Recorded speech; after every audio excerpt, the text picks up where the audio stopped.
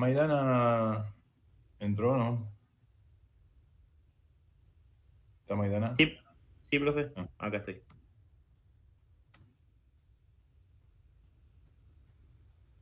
Entonces me estaría faltando Gómez Gisela. Bien, entonces no está.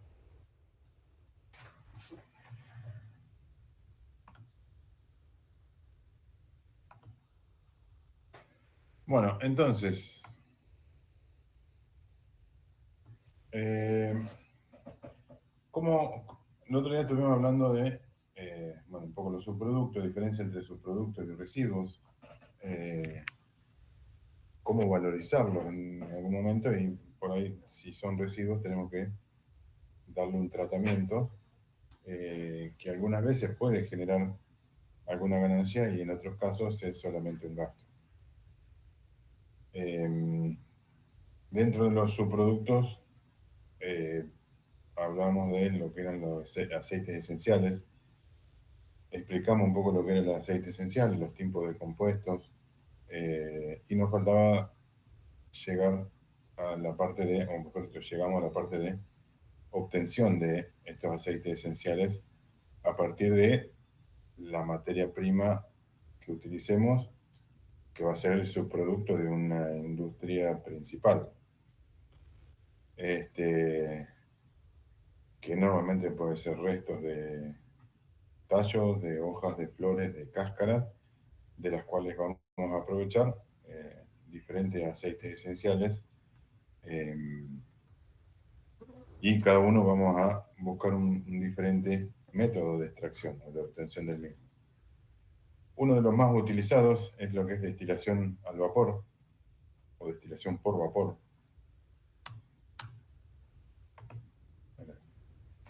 En este caso, se va a hacer en un alambique cerrado y lo que va a hacer es el mismo vapor o la misma burbuja, lo que va a ir haciendo es va a ir arrastrando las partículas de aceite este, junto con vapor, que luego van a condensarse en el serpentino, en el enfriador, y van a caer en un recipiente en el cual se va a colectar eso. Y normalmente lo que estos métodos mayormente se utiliza cuando podemos obtener dos fases. O sea, si yo voy a obtener el agua mezclada con el mismo aceite esencial, o sea que es soluble en aceites, en agua el aceite esencial, normalmente no voy a utilizar esto eh, porque, digamos, o sea, voy a tener que volver a destilar para obtener el producto. Entonces ahí es donde tengo que definir cuáles son los métodos a utilizar en cada uno. Normalmente el aceite es menos denso que el agua, entonces va a quedar en la parte superior y la parte inferior va a ser lo que se llama agua vegetal, eh, que es el agua que se destiló con algo de sabor, con algo de aceite esencial puede tener. Eh, no es demasiado, pero bueno, puede ser que tenga algún resto. Entonces es parte de lo que se va a obtener ahí en una de las fases. Y la otra va a ser en una fase directamente con lo que es el aceite esencial. Este mismo método podría hacerlo haciendo un vacío en el destilador, con lo cual lo que estoy haciendo es bajando la presión del aire. Esto va a hacer que hierva a más baja temperatura. Si hierve a más baja temperatura, voy a tener una menor degradación de la materia. O sea, si es un producto sensible al calor, voy a tener una mejor calidad eh, de producto. El otro método que se puede utilizar, que no es destilación, sería lo que es expresión, nuevamente en frío. Acá lo que voy a obtener es lo que se puede extraer mediante un prensado. Normalmente la expresión mecánica o la utilización de una prensa mecánica es la más utilizada, sobre todo en lo que es cítricos, aunque también se puede hacer esto por destilación. Pero el tema, digamos, es un poco los costos, digamos, cuánto es el costo de utilizar un sistema de prensa mecánica o un equipo de destilación, que normalmente ya hay que contar con otro, desde mano de obra hasta un equipamiento diferente. Y un tercer método que se utiliza también, el enfleurage o enflorado, que normalmente se agregan lo que son pétalos, se lo dejan en una sustancia sólida o espesa en realidad, y en el material normalmente es grasa o algún tipo de pomada, y eso va a hacer que se extraiga los sabores o los aromas estos florales. Esto sucede mucho en lo que es flores. Y también a veces se puede utilizar alcohol para, una vez que se ya tiene, digamos, la extracción primaria, con alcohol en caliente, se puede disolver estos aceites esenciales y luego separar la grasa del alcohol, y ahí vamos a obtener la esencia ya soluble eh, en el alcohol, o solubilizada en el alcohol. El tema de este método es que es bastante manual, es mucho, el laborioso, no es para grandes cantidades. Otra forma que podemos utilizar también es la extracción con aceites esenciales, que esto es agregar algún solvente en el cual va a disolverse el aceite esencial que quiero extraer, y luego lo que tengo que hacer es separar el solvente de los aceites esenciales eh, para tener el aceite esencial libre. El tema con estos sistemas es eh, que tengo que hacer una eliminación total luego del solvente para evitar, digamos, un tema de contaminación del producto o hasta algún riesgo también de explosión, algún riesgo. O sea, consideremos que si estamos hablando de solventes, normalmente buscamos que tengan bajos puntos de ebullición. Pueden ser también, en algún caso, a mayor temperatura, se pueden prender fuego también. Entonces, para tener en cuenta de no subir demasiado las temperaturas, no se puede tener eh, en cualquier lugar. Entonces, lo que se busca normalmente son los componentes más adecuados para esta disolución o para tener estos disolventes. Que para las características que buscamos van a ser con bajo punto de ebullición, cosa que se pueda liberar rápidamente una vez que hice la separación del aceite esencial, que disuelva rápidamente los aceites esenciales, o sea que no tarde demasiado tiempo, que no sea inflamable, que sea inerte al aceite, o sea que no ataque al aceite, ni el aceite me genere algún tipo de reacción con el solvente, y que sea de bajo costo, también es bastante importante. Normalmente para para hacer esto se utiliza o éter de petróleo o benceno, que son dos combustibles, los dos son combustibles, pero bueno, son disolventes que pueden ser utilizados. Y bueno, un método un poco más nuevo son con fluidos supercríticos. En este caso hay que hacer toda una preparación de la materia prima, hay que molerla finamente, que entre en contacto con el fluido. Acá se van a disolver todos los aromas y sabores que tienen estos aceites esenciales. Y luego el solvente este tiene que ser eliminado. Normalmente se puede utilizar con una descompresión progresiva. En muchos casos se utiliza dióxido de carbono, que es un gas. Bueno, se lo comprime, eso hace la extracción y después se va liberando y ahí eh, se va obteniendo por un lado los aceites esenciales y por otro lado el gas, que es el CO2. Y acá, una vez que termina el proceso, nuevamente lo que tengo que hacer es volver a comprimir el fluido y volver a utilizarlo como extractor.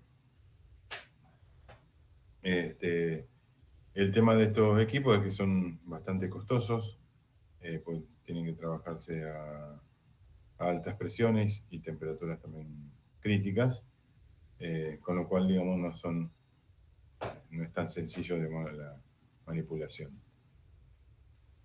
Yendo a lo que es una destilación por vapor, que es unas formas de obtención más básicas o más utilizadas, se dispone del material en el alambique, se calienta, se hace una vaporización, una condensación, se separa el hidrolado, y el hidrolado ese vamos a obtener lo que es el aceite esencial por un lado y el agua vegetal por el otro, y podemos obtener dos productos diferentes. Uno, el aceite esencial, que es el producto concentrado, diríamos, y el agua vegetal, que es un producto bastante diluido, pero va a tener características similares o aromas y sabores similares a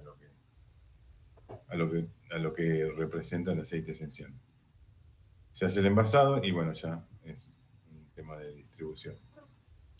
Acá hay dos formas de hacerlo. Algunas veces se hace sumergiendo todo en agua, otras veces lo que se busca es que se mantiene, digamos, la parte, eso normalmente se hace más con hojas. Cuando tenemos material particulado donde puede circular el vapor, eh, ahí normalmente se queda, digamos, genera vapor en la parte inferior. Ese vapor va a atravesar toda la masa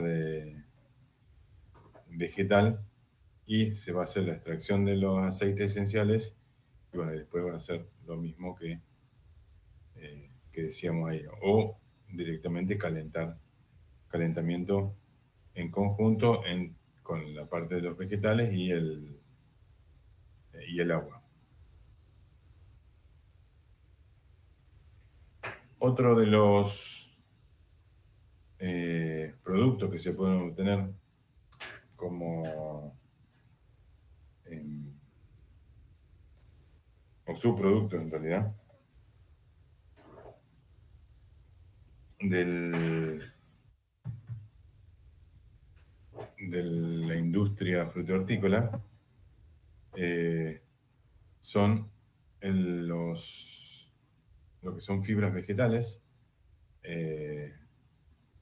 que sirven para una amplia variedad de cosas. Dentro de ellos, digamos, muchas son muy importantes para lo que es lo que es el organismo.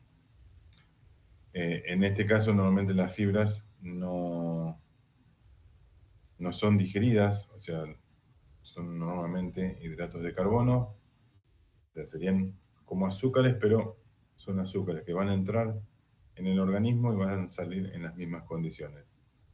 O sea, no voy a tener una producción de azúcar en el organismo. O por lo menos no va a ser tan importante, digamos, por ahí. Es mínima la cantidad de, de azúcar que se va a disolver. El resto va a quedar dentro del... va a seguir, digamos, con el resto, digamos, de la materia orgánica sin digerir que se consume diariamente.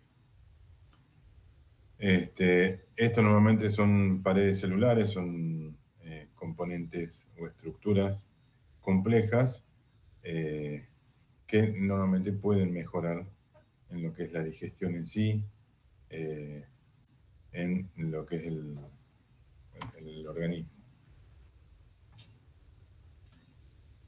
Existen dos tipos principales de fibras vegetales, solubles o insolubles. La soluble se disuelve en agua y se convierte en tipo una sustancia gelatinosa. Esto normalmente lo vamos a encontrar en frutas, legumbres, nueces, semillas, en la avena también. Y la insoluble que no se disuelve en agua y se encuentra normalmente en principal en las paredes celulares de las plantas. En alimentos como los cereales integrales, las verduras y las semillas. O sea, todo lo que es una cáscara de una harina integral, la parte de la cáscara, normalmente esa parte, así como se ingiere, así va a salir luego de todo lo que es la digestión. O sea, no tiene, no se va a disolver y si lo agrego en agua, tampoco se disolvería en ese momento.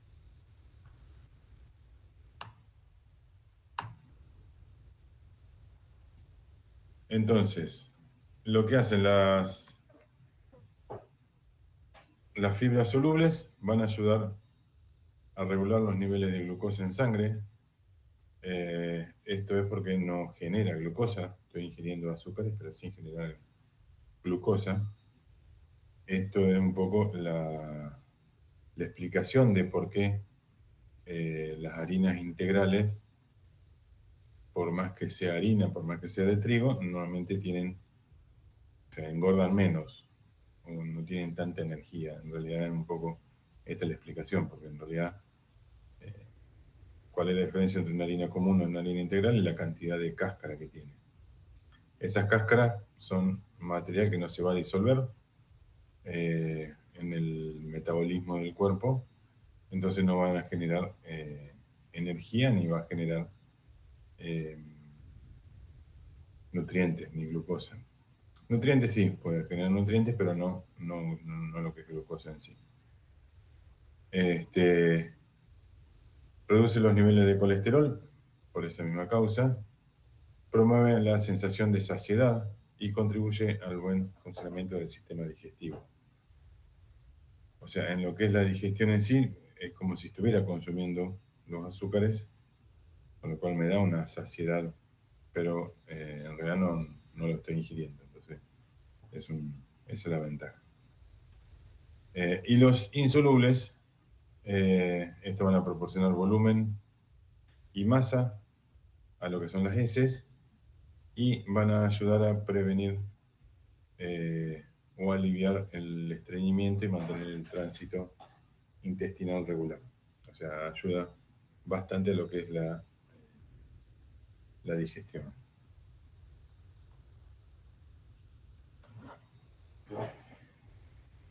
Si tenemos una ingesta adecuada de estas fibras vegetales, se ayuda a prevenir enfermedades del corazón, controlar el peso, regular el azúcar en sangre, mejora la salud digestiva y mantiene el equilibrio general en el microorganismo.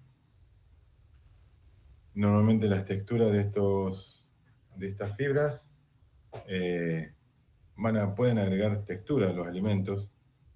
Eh, un ejemplo es lo que hablábamos recién, de todo lo que es harinas integrales. eh, Como que es más denso, digamos, más denso y más, no es solamente densidad, sino sería eh, un, un poco de espeso, digamos, más peso, digamos, le da en sí al alimento. Esperen que le voy a avisar a Bedelía que no voy a tener clase ahí.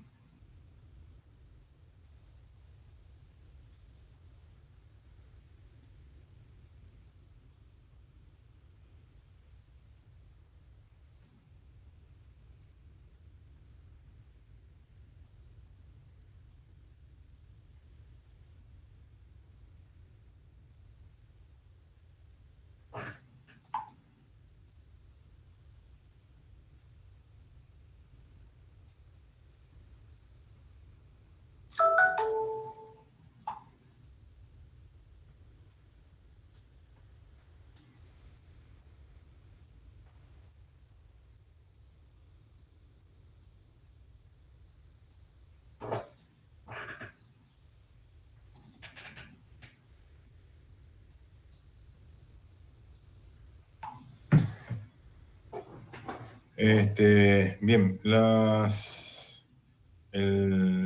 bueno, también va a darle volumen al alimento, ya que le aumenta un poco el volumen de los alimentos. eh, lo que son estas fibras vegetales.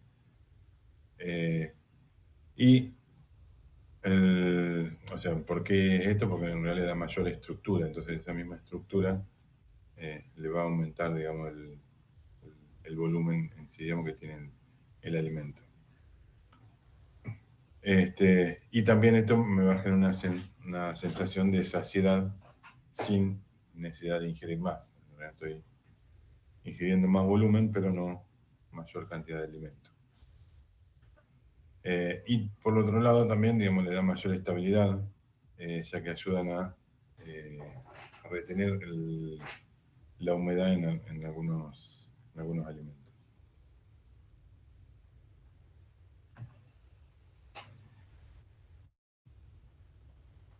Bien, ¿cómo vamos a obtener estas fibras? Eh, las que se encuentran en frutas, verduras, normalmente son donde más fibra tienen, normalmente las verduras. Y los cereales también tienen una elevada cantidad de fibra, sobre todo en todo lo que es la parte de las cáscaras. Y bueno, también lo que son frutos secos y legumbres. Este, en, en general, digamos, se está analizando mucho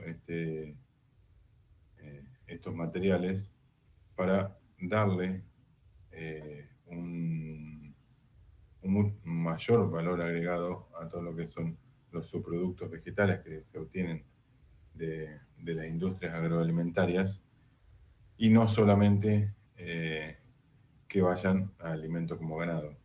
O sea, si vemos la mayor parte de la industria, no tanto la fruta y hortícola, sino un poco más eh, la agroindustria, digamos que estamos hablando de industrias más grandes y a partir de cereales y oleaginosas, que por ahí hay muchos de esos que podrían llegar a aprovechar para hacer alimentos mucho mejores de lo que por ahí aprovecharlo solamente en animales. Con lo cual es un punto a tener en cuenta cómo desarrollar eh, estos subproductos para darle mayor valor agregado aún de lo que tiene hoy. Entonces, si quiero obtener fibra para lo que es consumo humano, acá vamos a obtener a partir de de origen agrario, puede ser consumida fresca o transformada de alguna manera. Y en, en lo que es la fibra alimentaria en sí, eh, son todos los residuos de las células vegetales que van a resistir a lo que es la hidrólisis enzimática. O sea, todo lo que es o sea, no van a ser atacadas por alfamilasas, ni por betamilasas, ni por betaglucosidasas, todo lo que son enzimas, digamos, que hidrolizan el almidón, no van a ser atacados no van a atacar a lo que es la fibra alimentaria. Es por esto que decíamos que como ingresa al organismo, así sale. Este, y en la fibra que se pueden obtener de estos subproductos puede ser consumida directamente, diluida en algún líquido, en formulaciones caseras o industriales, ya sea, digamos, podría ser como cereales para desayuno, barras nutricionales, panificados, o puede ser también en productos farmacéuticos.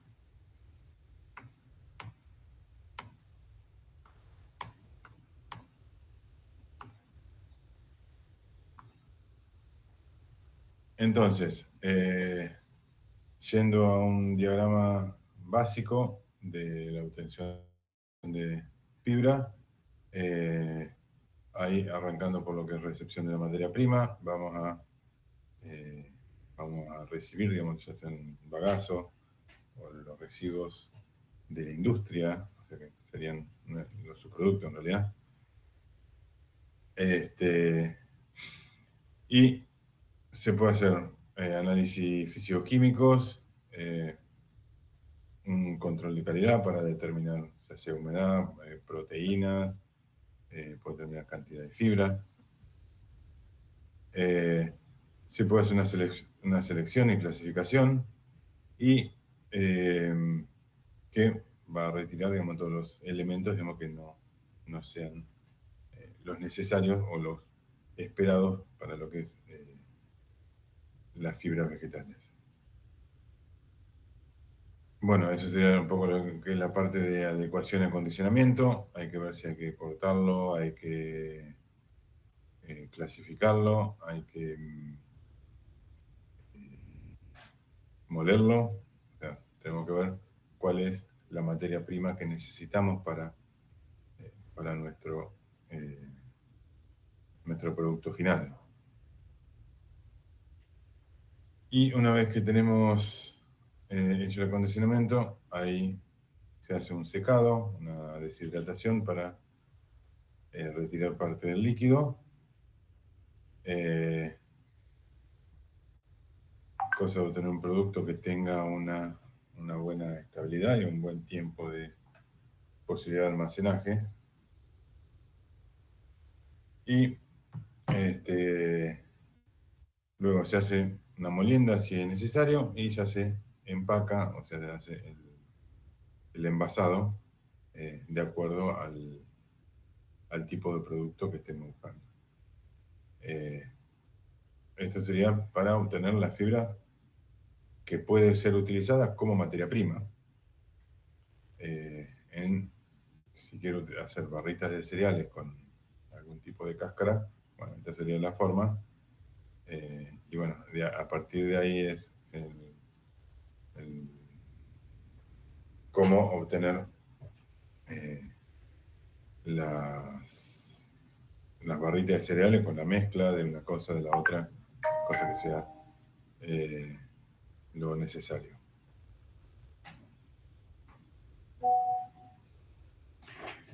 Bien.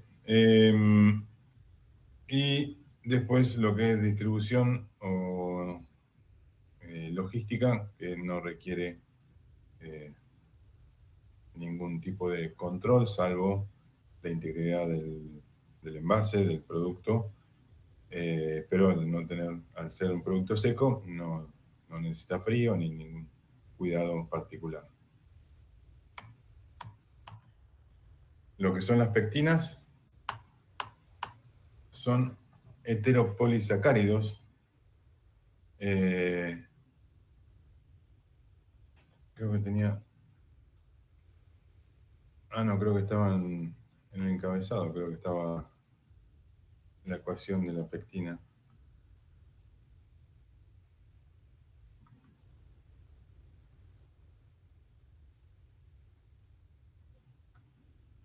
Esta es la pectina. No sé por qué no la puse en la última hoja.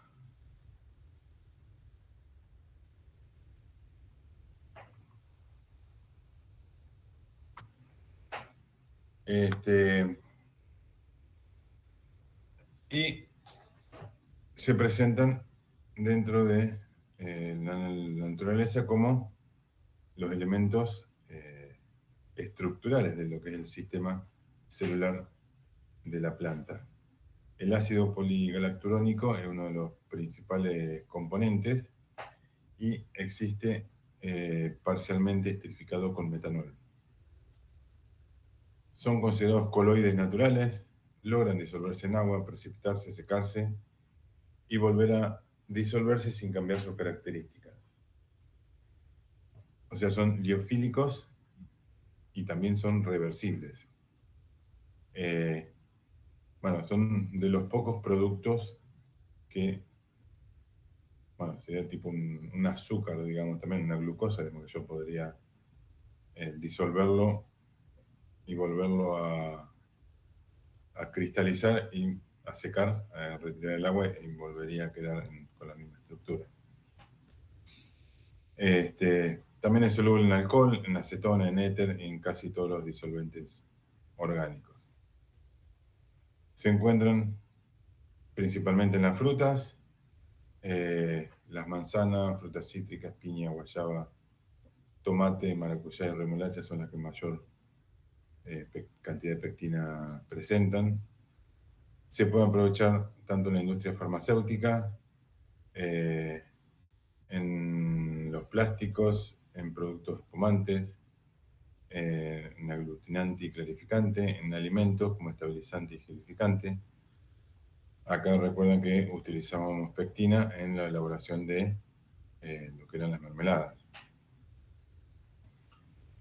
El parámetro químico más importante de las pectinas es el grado de esterificación, es decir, la cantidad de grupos carboxilos esterificados, que serían unidos en realidad, por 100 grupos galacturónicos. Y con esto vamos a poder clasificar las pectinas en las de alto metóxilo y las de bajo metóxilo. Las de alto metóxilo van a tener más de un 50% de unidades de ácido poligalacturónico esterificadas, por lo tanto no van a reaccionar con iones calcio. Y el poder de gelificación va a depender del tipo de pectina, en la cantidad de ácidos y la cantidad de sólidos solubles. Por lo general, necesita una cantidad de sólidos mayor al 55% para lograr, digamos, generar la reacción. Estas pectinas también reaccionan con la caseína y son apropiadas para establecer bebidas a partir de leches acidificadas. Pectinas de bajo metóxilo son las que contienen menos del 50% de unidades esterificadas del ácido poligalacturónico. Forman geles no solo con sólidos solubles que contienen calcio, sino también con azúcares y otros ácidos. ¿Qué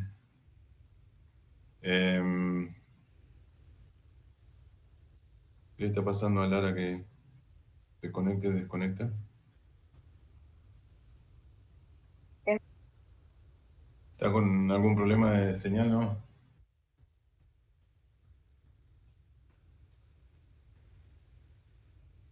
No, ahí está conectado. Bueno,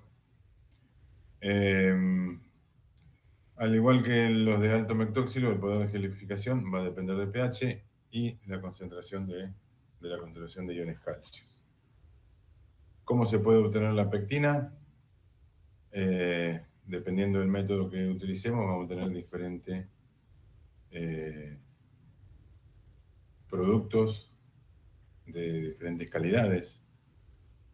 Y dentro de eso tenemos extracción en contracorriente de la materia prima con una solución que incluya un solvente immiscible en agua para extraer azúcares, aceites esenciales y flavonoides.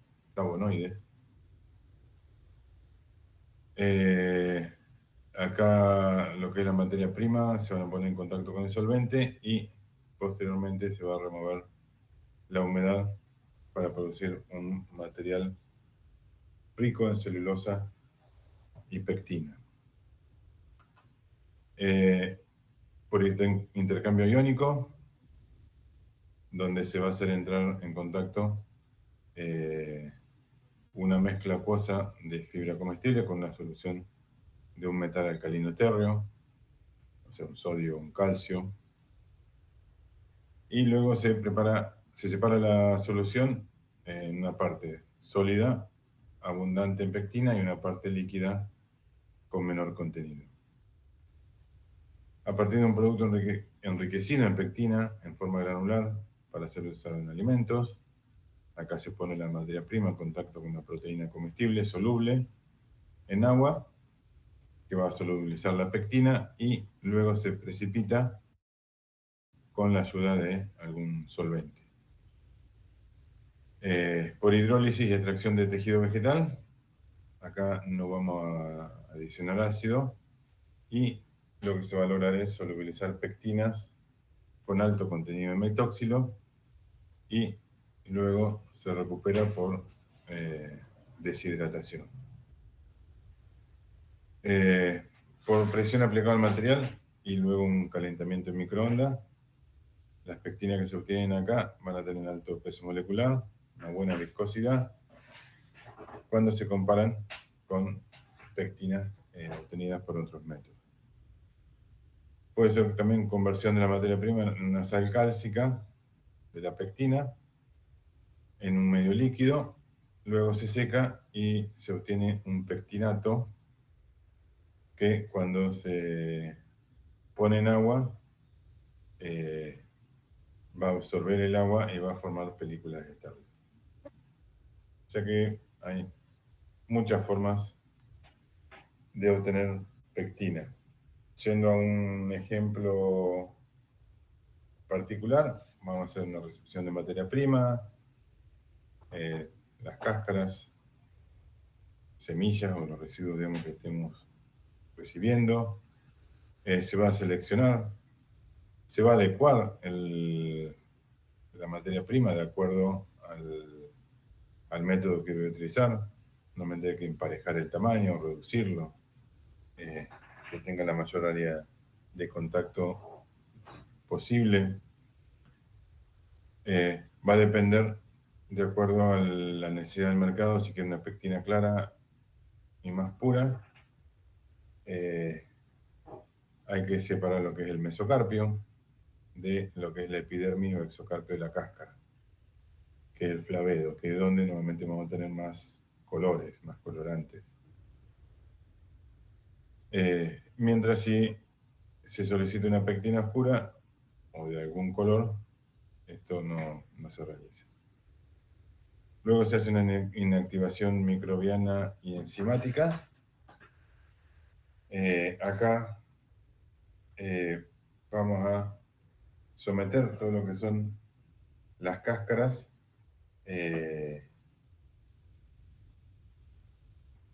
a lo que es la inactivación. Normalmente es haciendo tipo un escaldado, levantando la temperatura entre 85 y 95 grados en un baño de agua por unos 10 minutos. Y esto va a generar esta inactivación microbiana y enzimática para luego poder realizar, digamos, lo que sería la hidrólisis ácida. Entonces, una vez que tenía ese material, lo que hago es, se incorpora agua acidificada con un pH entre 2 y 3, empleando ácido cítrico sulfúrico, nítrico o clorhídrico, en una proporción de 1 de agua y 3 de ácido.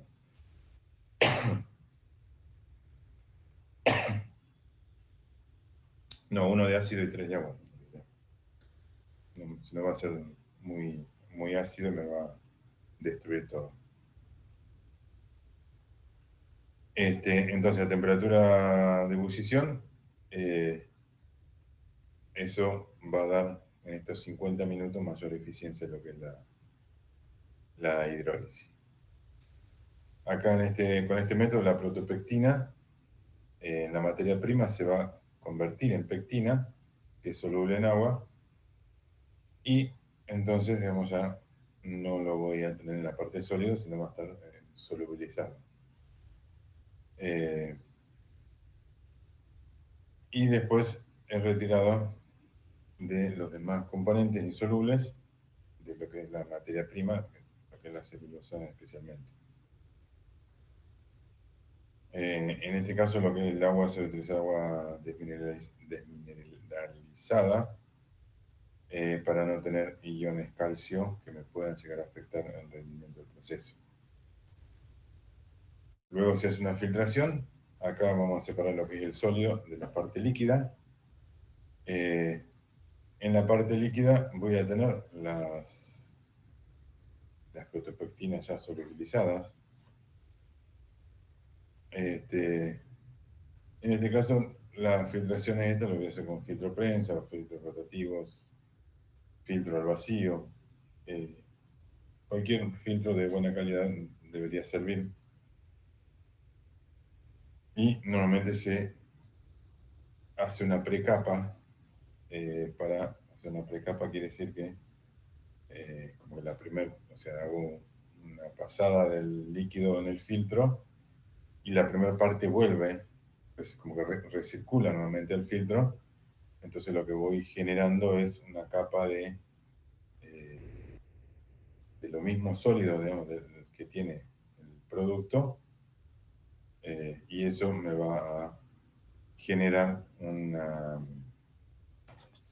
eh, una capa filtrante para el resto del producto.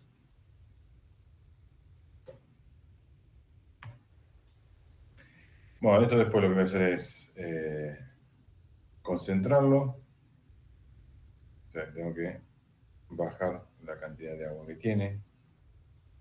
Después se va a hacer eh, una precipitación, que puede ser utilizando alcohol o iones metálicos.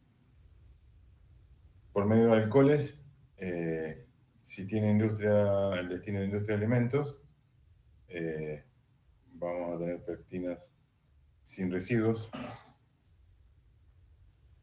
Y eh, acá lo que tenemos es que el alcohol va a precipitar toda la proteína, toda la pectina que no es soluble en alcohol, y para ello normalmente se utiliza alcohol etílico desneutralizado o puede ser un alcohol isopropílico.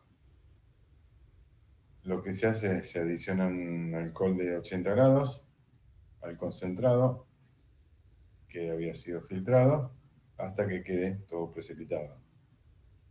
Se agita, luego se deja de decantar el alcohol y el precipitado nuevamente se lleva a un alcohol con una concentración un poco más alta para mejorar un poco la consistencia y el precipitado en sí, para que quede más puro hasta eh, eliminar cualquier residuo que pueda tener en el proceso.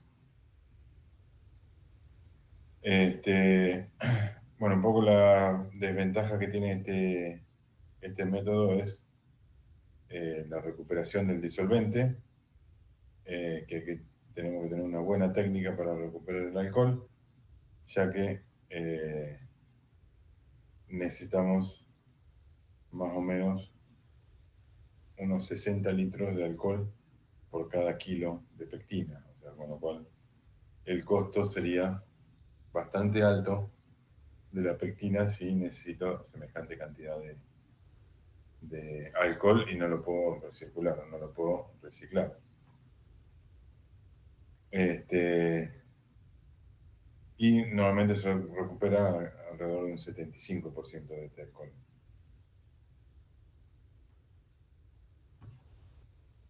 Y si hago una precipitación por iones metálicos, hay diferentes iones metálicos que puedo utilizarlo.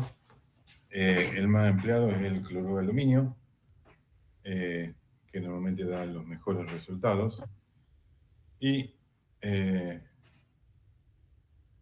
una vez que tenemos el producto concentrado, acá se le va a agregar carbonato de sodio para llevar a un pH entre 3,8 y 4,2,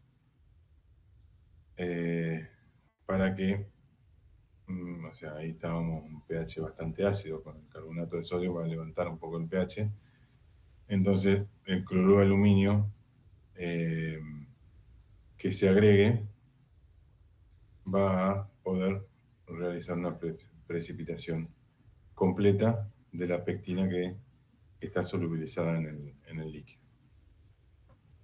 Esto se hace a temperatura ambiente, con una agitación constante. Este hidróxido de aluminio, en un pH cercano a 3,8 4,2, coprecipita con la pectina, debido a que una está cargada negativamente, mientras que el hidróxido es el aluminio, en realidad es una carga positiva, y se genera un compuesto complejo de entre pectina y aluminio que va a flotar entre la parte superior del líquido. Este flóculo es de color medio amarillo verdoso, y luego de varias horas de decantación, este coágulo va a ser transferido a una prensa hidráulica, en la cual vamos a obtener una torta, la que se hace una fragmentación en fracciones para poder eliminar el aluminio mediante una inmersión en alcohol acidulado con ácido clorhídrico. Y una vez retirado el aluminio, nuevamente tengo que levantar el pH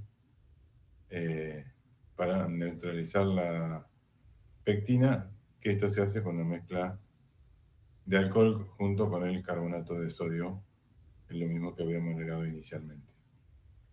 Y luego con algún alcohol sólido, ahí se pasa nuevamente a una prensa hidráulica y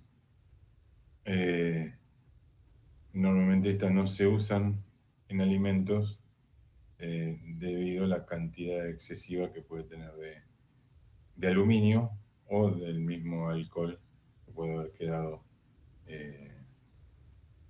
como residual.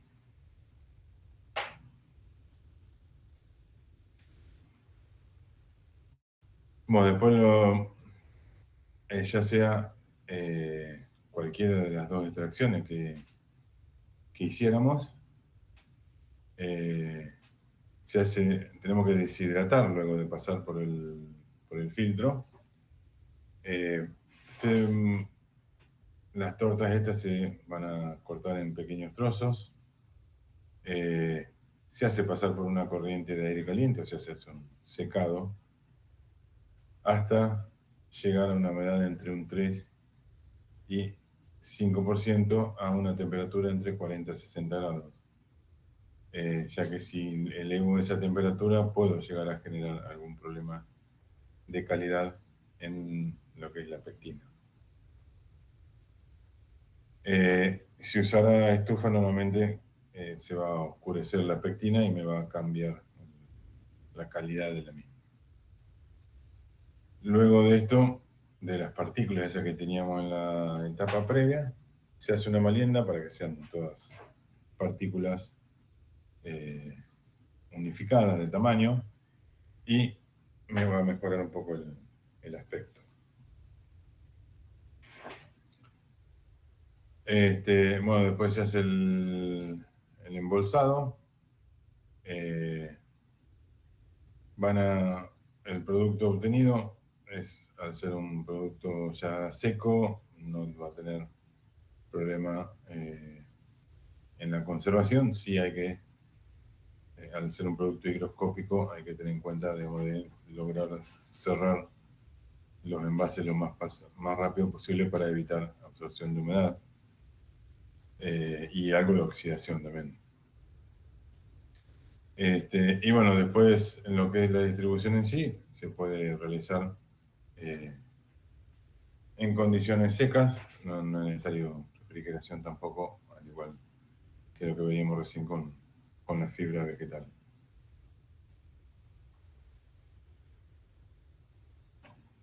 Bien, en resumen de todo lo que estuvimos viendo recién,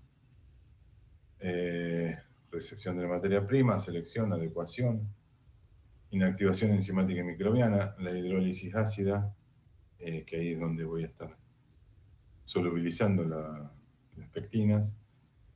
Después se filtra, ahí dependiendo, luego de la hidrólisis ácida, uso los métodos de precipitación más adecuados para mi producto. Luego se hace una filtración, se concentra, o sea, se seca.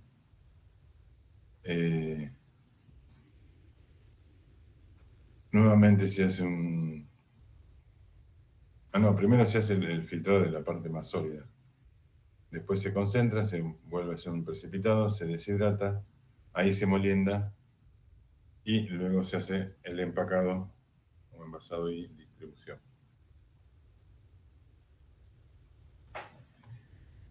Bien, cortamos 10 minutitos y ya vuelvo. Bueno, profe,